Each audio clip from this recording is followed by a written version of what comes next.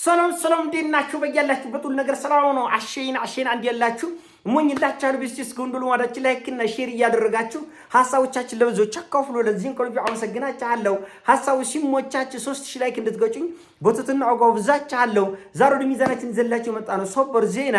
የዩክሬን አሳማ መሪዎች የራሽያን ዋና ከተማ ሞስኮን የነዳጅ መሰረተ ልማት እያጠቁ ነው። አሁን በዚህ ሰዓትና ቅጽበት ሞስኮ በከፍተኛ እሳት ውስጥ ነው ያለችው። ዩክሬኖች ከ110 በላይ ድሮኖችን ወደ ሞስኮ የራሽያ የነዳጅ መሰረተ ልማት ልከው ነበረ። ነገር ግን 90ውን ራሽያ ብታከሽፍም የቀሩት 20 የዩክሬን ድሮኖች የራሽያን የነዳጅ መሰረተ ልማት በመምታት ከፍተኛ እሳት አስነስተዋል። ይህንን ተከትሎ እንግዲህ የእሳት አደጋ ሰራተኞችም ሌሎች የአስቸኳይ ጊዜ አገልግሎት የሚሰጡ የራሽያ ሰዎች እየተሯሯጡ ነው ያለው። ነገር ግን በጣም አደገኛ የሚባል እሳት ነው የተነሳው። ይህንን ተከትሎ እንግዲህ ነገ ከነገ ወዲያ ራሽያ በቁጣ ምን አይነት ጥቃት ምን አይነት ውድመት ዩክሬን ላይ እንደምታደርስ አይታወቅም። እንደምታውቁት ከ27 በመቶ በላይ የዩክሬን መሬት በራሽያ ውስጥ ተጠቅልሎ ነው ያለ።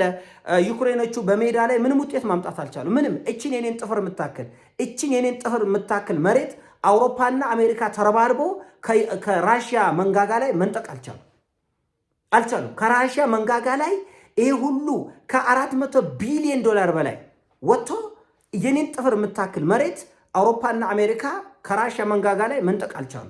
ስለዚህ ወደ ምን ገቡ? ወደ አሸባሪነት፣ ወደ አጠቃላይ ወደ ሁከት ሜዳ ላይ ሲያቅታቸው ርብርቡና ሩጫ ሁሉ የሆነ ወደ ሽብር ወደ ሁከት ነው። ነገር ግን ይሄ ነገር ራሽያን ወደ አደገኛ አውሬነት የሚቀይራት ወደ ቁጡነት ወደ አጥፊነት የሚቀይራት ነው እንጂ ወደኋላ እንድታፈገፍግ የሚያደርጉ አይደለም። በእርግጥም ከዚህ ጦርነት በኋላ ከአሜሪካና ኢራን ስምምነት በኋላ የኢራን ድሮኖች ጉዟቸው ወደ ራሽያ ነው። ከራሽያ ወደ ዩክሬን የሚጓዙት እና ለማየት ያብቃችሁ። አጋዚ ምን አለ ትልኛላችሁ? በዚህ 10 ቀን ውስጥ ቃሌን አስምሩበት። በዚህ 10 ቀን ውስጥ የኢራን ድሮኖች የዩክሬን ዋና ከተማ ብቻ ሳይሆን መላ ዩክሬንን ያወድማሉ። ለማየት ያብቃችሁ። ምክንያቱም በዚህ ጦርነት ኢራን ከ75 እስከ 100 ሺህ የሚጠጉ ሻሂድ ድሮኖችን በዋሻ ውስጥ ቀብራለች ነው የተባለ እና ከዚህ ውስጥ እንደው ዝም ብለ 30 ሺህን ተጠቅማለች ቢባል አልተጠቀመችም። ቢያንስ ከ30 እና 40 ሺህ የሚጠጋ ድሮኖች አላት ኢራን። እነዚህ ድሮኖች ተቆምጠው ይሻግታሉ፣ ምንም አይሰሩ። ኢራን በዚህ 5 እና 10 ዓመት ውስጥ አጣዳፊ የሚባል ጦርነት የለባትም። ስለዚህ አሁን እንደኔ ግምት ነው ምለው፣ እንደኔ ግምት ራሽያኖቹ ለኢራን ክብርና ነፃነት ሌሊትና ቀን እንደታገሉ ያላቸውን በሙሉ እንደሰጡ ኢራኖቹ ለዩክሬን ሽንፈትና አውሮፓኖችን ለመምታት አለኝ የምትለውን መሳሪያዎችን፣ ቦሊስቲክ ሚሳኤሎችን፣ ድሮኖችን እጅግ በጣም በአጣዳፊ ሁኔታ ወደ ራሽያ ታጓጉዛለች። ለማየት ያብቃችሁ። ቢቢሲ እና ሲኤንኤን የዩክሬን ዋና ከተሞች በኢራን ድሮኖች ተቀጠቀጡና ወደሙ የሚል ዜና ትሰማላችሁ ከአንድ ሳምንት በኋላ። ምንም አይጠቅማትም። አሁን ኢራን ሰላም ወርዳል። 300-400 ቢሊዮን ዶላር አፍሳለች። ከዚህ በኋላ ወደ ስራ ወደ ልማት ነው የሚሄዱት። በእርግጥ ይሄ ማለት እነሱ የጦር ዝግጅታቸውን ያቆማሉ ማለት አይደለም። ጎን ለጎን ኢራኖቹ በከፍተኛ ፍጥነት ሚሳኤሎችን ያመርታሉ፣ ድሮኖችን ያመርታሉ። ነገር ግን አጣዳፊ በሆነ ሁኔታ ለዩክሬን ፈውስ ይሰራሉ። 24 ሰዓት ራሽያ ዩክሬንን ሳታሸንፍ ኢራኖቹ ተኝተው አያድሩ። እርግጠኛ ነው ምንግራ ያለሁት በዚህ 15 ቀን ውስጥ በሺዎች የሚቆጠሩ የኢራን ድሮኖች ዩክሬንን ዋና ከተማ ኬቭን ብቻ ሳይሆን መላ ዩክሬንን ካልመተው ምን አለ በላይ ከፍተኛ ርብርብ ይደረጋል በኢራንና በራሽያ። እንደምታውቁት ራሽያኖቹ በሚሳኤል ምርታቸው በዓለም በጣም የተፈሩ የተከበሩ የተደነቁ ናቸው። የድሮኖችም እንደዚህ። ነገር ግን ጦርነቱ በጣም አጣዳፊነት ስላለውና መላ አውሮፓ እየተረባረበበት ያለ ስለሆነ የሚሳኤል ምርቱ የድሮን ምርቱ ራሽያ በምትፈልገው ደረጃ አይደለም። ለዚህ ደግሞ በጣም ውጤታማ የምትባለው ኢራን ነች።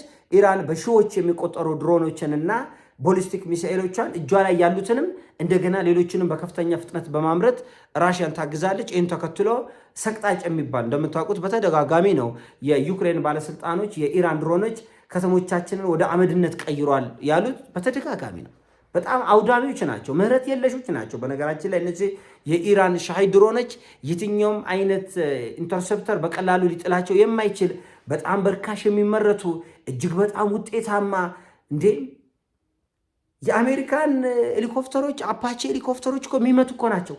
የአሜሪካን ድሮኖችን የሚመቱ እኮ ናቸው። እነዚህ ሻሂድ የሚባሉ ድሮኖች በጣም ከአይምሮ በላይ ነው አደገኝነታቸው፣ ከአይምሮ በላይ።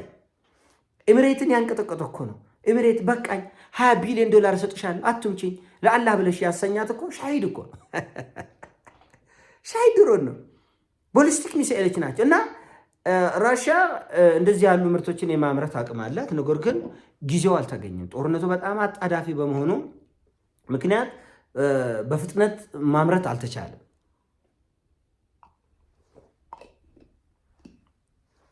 በሚፈለገው ደረጃ አሁንም እየተመረተ ነው፣ በሚፈለገው ደረጃ አይደለም። በእርግጥ ራሽያ ጋር አንድ እኔ በግሌ ያየሁት ችግር ምንድን ነው? ርህራሄ አይደለም። ራሽያኖቹ ዓለም ይሄ እውነት አይመስለውም፣ ግን በግልጽ ቋንቋ መናገር የምንችለው ራሽያኖቹ ለዩክሬን ህዝብ በጣም ነው የሚራሩት። አንደኛ ስጋቸው ናቸው፣ ወገኖቻቸው ናቸው። ልክ እኛ አማራ ብሎ ኦሮሞ ብሎ ኤርትራ ህዝብ ብሎ መቀሌ ትግራይ ህዝብ ብሎ አንድ ነው፣ ደማችን ናቸው እና ልዩነት የለንም። የዩክሬንና የራሽያ ህዝብ ወንድም ህዝብ ነው።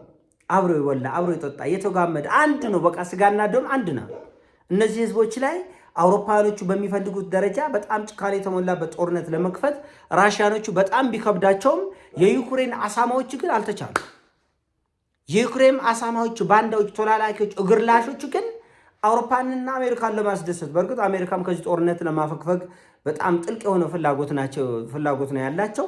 ነገር ግን በተለይ አውሮፓን ለማስደሰት ሲባል ዜሌንስኪ ወደ ሽብር ስራ ነው የሄደው። ይሄ ደግሞ አይሳካለትም።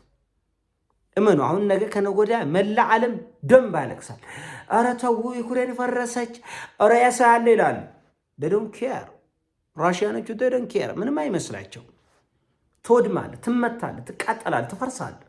ዶንት ኬር። እና ዩክሬኖቹ ምን ያህል አደገኞች እንደሆኑ ራሽያኖቹ ልባቸውን ያውቃሉ፣ እርምጃቸውን ያውቃሉ። በጦር ሜዳ ተያይተዋል። ምን ያክል እንዳስፈረጠጧቸው፣ ምን ያክል ዋጋ እንዳስከፈላቸው፣ ምን ያክል ሜዳ ላይ ያለውን ነገር ሁሉ ያውቁታል። ነገር ግን ዜሌንስኪ አውሮፓኖችን ለማስደሰት ሲባል ነው እንደዚህ አይነት እጅግ በጣም ጋጦጥነት የተሞላበት ጉዳይ ውስጥ የገባው።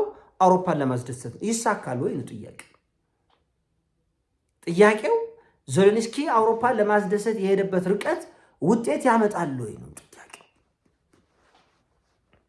መልሶ አያመጣም።